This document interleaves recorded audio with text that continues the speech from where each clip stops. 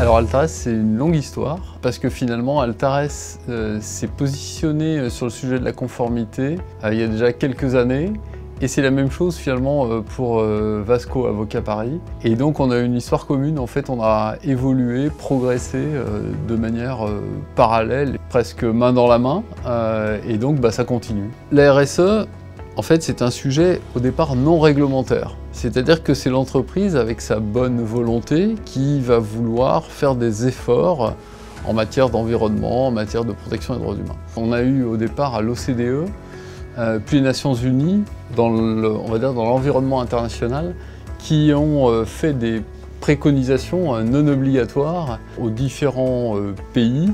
Et puis la France a innové en 2017 en mettant en place une réglementation sur le devoir de vigilance. Donc la France a été un précurseur. Et donc d'autres pays ont souhaité réguler.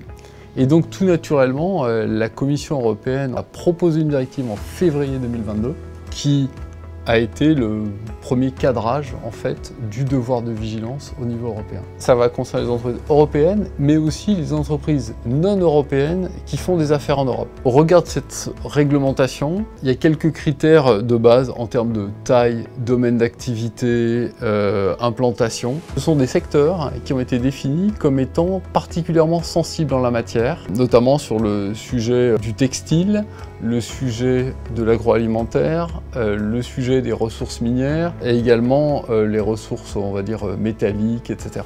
Ces sujets-là sont considérés dans la réglementation comme étant particulièrement impactants. La chaîne de valeur va devoir être vérifiée régulièrement. L'entreprise va devoir garder des preuves de ce qu'elle fait et de ce qu'elle avance. Donc ça veut dire que je travaille avec tel fournisseur, j'estime que tel fournisseur est un fournisseur qui n'a pas un impact ni sur l'environnement, ni au regard des droits humains. Il faut que j'en garde la preuve et que je sois capable d'étayer. Et je pense sincèrement que le marché de l'Union européenne va être drivé par cette réglementation dans les actions quotidiennes des entreprises.